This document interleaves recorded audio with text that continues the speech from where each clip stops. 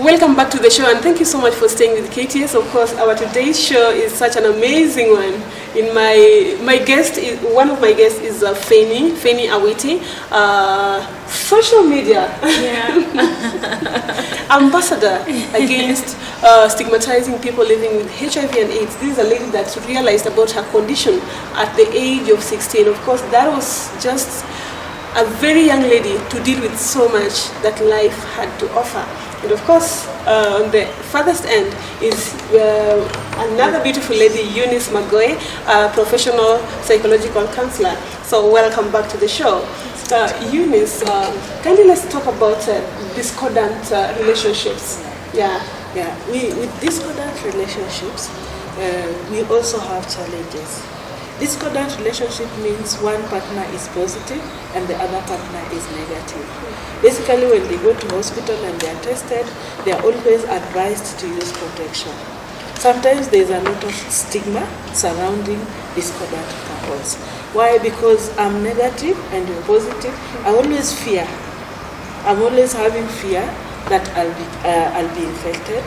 I'm also having that self-blame, or I'm always blaming the other party, that kwa nini, and then we also go through a lot during discordance. So at this point, I would just wish to tell somebody that when you are HIV positive, your partner is HIV positive, it's possible to live a normal life. The only difference will be is maybe when you're having sex, it's good to use protection. Why? Because you may get infected, because the research is still undergoing, checking why we have this. But is this achievable?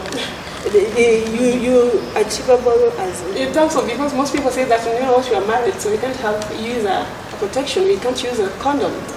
Yeah, that is a good question. It's really achievable if you decide on it, because it is a decision between the two people, and the big part of it is just communication.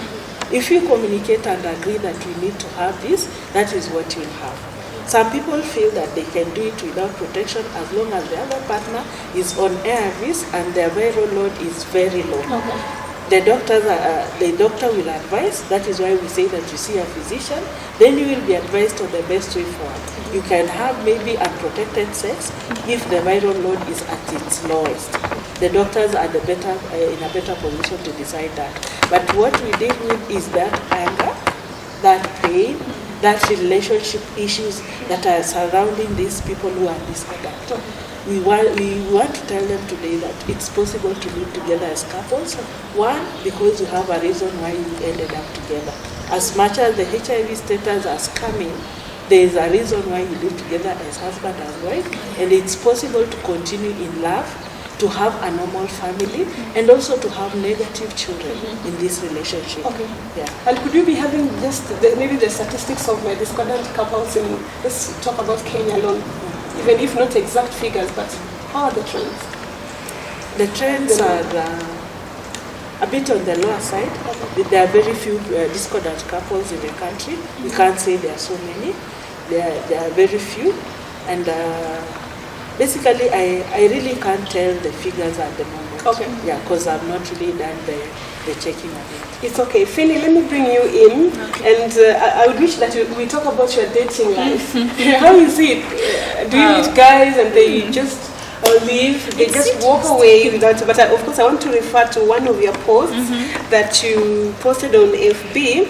And I'm just going to quote unquote, there's a very interesting fact about my dating life, love and marriage life. I have never met a HIV positive guy. There's a period I thought I only deserved HIV positive boyfriends. Boyfriends only, but never had the opportunity of meeting even one. Anyway, such is life. So tell us about your dating life. It speaks for itself, that post. Okay. I've never met a positive guy. Really? Yeah, that is so weird. Because at first, when I was in self-denial, I went through self-denial in 3 years, and I educated myself that I can have 3 stages of self-denial for these 3 years anyway. So in the self-denial, me as a person, I only knew that first, I cannot get into any dating life. But if I can get into a dating life, then it can only be with a positive guy. Okay. I tried looking around for a positive guy. More reason why I was motivated to telling everyone about my HIV status, and they would all be negative because we would all go to the VCT. After I come out to disclose to them my status, we would all go to the VCT. All of them turned negative. So it's been interesting, but I love them because the fact that they love me so selflessly, apart from my baby daddy, they would use protection. Yeah, these guys would use protection, but of course in fear of getting infected and all. But the fact that they even thought of dating and getting sexually active with a positive girl, that was so brave of them. Yeah. So what are some of the scenarios that you can remember? Yeah, scenarios that I can remember Yeah. in the process of dating. I've been posting them online. So one was this time when I was on a date, and then I love matoke so much, Regina. So I'll buy you a place after this. Yeah. I was taking matoke. Okay. I was taking matoke, and then I ordered matoke for a date. Then it happened at that time. It was my time to take drugs. So I courageously took off the it's always in some tin, a small nice tin, well packaged. So I took it out, and then I was trying to hide. And then I opened it. I opened the lid, and then I did everything right until after taking the tablets. Nikienda kufunga hivi, it slipped from my hand, and I just saw the container. So I had to wake up, go get up and take the container, and then I came back so composed. Then I excused myself with this guy. I told him, you know what, guy, I'm going to the washroom, so I'll be right back. So I went to the washroom, and then I collected myself. We had a meeting with myself, and then I went back there. I was so calm, and I was ready now to tell him about my HIV status. We had just been chatting for I think three weeks. We met once, and then we've been chatting, Sasa Fit, good morning. So then we met purposely. I called this meeting for disclosure. So I told him finally, guy, what I was taking right there was ARVs. I'm HIV positive, and then I started narrating my story, blah blah blah. I was born HIV positive, discovered my status in Form 2. This guy just looked at me, and then after finishing my narrations, he took off. He told me that I have a very urgent meeting and I have to go. I remember he ordered my nyama choma and ugali, and he left. So he did not pay for the bill. So the bill was brought to me, the matoke, and I gladly paid the matoke, and I even ordered soda, apo iboju. Then I took my soda and matoke and I ate. That was one scenario. I felt, of course I can't say that I'm that of a thicker skin. Later on I felt demoralized. It's one of those scenarios you think, okay, can I just keep it to myself, because I know me, myself and I cannot infect this person because my viral load is undetectable. But again, they deserve to even know that your viral load is undetectable. So another scenario was on this lawsuit. This guy, we were chatting and we had grown into each other. We got connected so fast. Within a week, we started kissing. We met and then we started kissing. And then before we did any other thing, I told him, by the way, I'm HIV positive. You just need to know, and please just know that kissing cannot cause this. You cannot contract through kissing. This guy was some big guy, and they had these family lawyers. So he told me he's going to call their family lawyer, and I blackmailed him. I'm such a cheap slut, I'm a loose girl. He called me all sorts of names. So then he said he's going to file the lawsuit. I asked him to file the lawsuit after 3 months of us going to the VCT and then confirming that he's really HIV positive. So those 3 months ended, and then came finally, and then we went for the test, and he was HIV negative.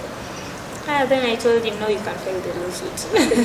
So then he didn't file. But those were two embarrassing moments in my dating life. But I just told myself I really need keep on telling these guys my status because it's the right thing to do. Okay. Yeah. So, Phenny, what really motivates you in life? What motivates me in life? Before Kina Faraja and Kowewe, what motivated me in life was honestly the dream that I had. And this was the dream that I had. That is what kept me going. The fact that I knew one day I would come out in public and inspire people. That motivated me in life. Right. What motivates me now in life is the fact that I have my kids. They look up to me like I'm creating this stigma-free society for them.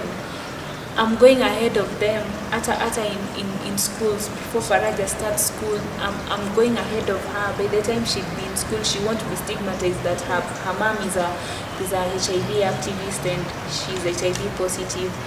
That is what motivates me in life. Okay. And generally a stigma-free society. Okay. Yeah. And Miss Eunice, the people who have claimed that they've been cured of HIV and AIDS, is it true?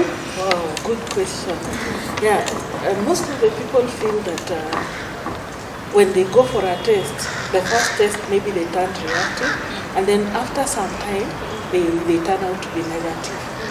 It is not that they are negative. The reason for ARVs is to suppress the virus in the body. The virus is the immunity of the body. So when the virus is suppressed, the immunity of the body goes up. And that is when you go for the test, the HIV test comes out negative. So basically the virus has been suppressed by the ARVs. If you tend to stop taking the ARVs, the virus will still come up. Wow. And when it starts coming up, it may come up in a different strain. Why? Because you caused some resistance in it. Okay. That is why when you're taking ARVs, you are told to keep time, eat well, and also avoid being stressed, so that you are able to cope with the everyday life in a good way like a normal person. And then when these things are taken care of, you are not prone to other sicknesses, and then your viral load goes up. So when it is up, that is when people say they are HIV negative. But when they stop taking this drug, the virus will come up. And when it comes up, it will get resistance to the line that there is the first line, the second line, and the third line. So when it gets resistant from the first line, there is that second line, which has its own challenges. So it's very advisable that when you're taking your ARVs, it is good to start with the first line, maintain your time, maintain your diet, and also yourself, your own self-hygiene and the surrounding, so that you are able to maintain your CD4 and viral load. So they go up, and when they go up, you will think that you are negative. Why? Because your body is able to fight the diseases and the things that will suppress your viral load. Yeah. Okay, and Phenny, because of the tremendous resilience and boldness that you've exhibited in the process of trying just to ensure that we have a stigma-free society, are there people that have come up about their HIV condition as a result of your post, as a result of you talking to them? Definitely. I came out, I remember, on May 5th, and by 8th May, I had several reactive people coming out from my inbox, and I really appreciated that. I felt so humbled. They can confide in me, and what I did, I took it up on my Facebook page, and I said, you know what, guys, we need to form a WhatsApp group, but I would only form a WhatsApp group with the positive people living with HIV. So we have a WhatsApp group as we speak. It's now 1.5 months old. Yeah, it's called #Stigma-Free Society. Vituko zote zinaendelea huko. We even forget we are HIV positive, yeah, because we share so much. We share the way these drugs harass us. We share the way it was on our first times. It's a very nice group. Okay. Yeah. Have you thought of coming up with a foundation just to help people living or doing away with the stigma in the society? When I was coming out, I told people opportunity that I'm working on a project, and soon I'd update you on the progress. And really, I was working on a project, and I finally got a partner. And we have a foundation. I'm glad as we speak, we have a foundation called Taji Foundation. For me, Taji, we chose the name Taji because Taji means in Kiswahili is crown. we are trying, our initiative, our motive is to crown people living with HIV. We are not trying to trigger the infections and reinfections and encourage people to be infected so that they are crowned. No. What you're trying to do is embrace and appreciate people living with HIV, because it's not in everyday life that people even recognize that you're HIV positive, and you should be appreciated. The fact that they've come out and accepted themselves, let alone disclosure, because that's an alternative and optional. That is what Taji Foundation is all about. Yeah, and then generally it's a stigma-free society now. It's the initiative is to bring out a stigma-free society. We need to move past HIV, we need to move past HIV. We have so many things where we hold on to HIV that we can manage. Yeah. I always tell every other person when I go on media houses, I tell people that it's never that serious. It's only HIV. We need to embrace these people living with HIV, and we need to create that society where everyone is appreciated. Because if you are not infected, my friend, you are affected. Yeah.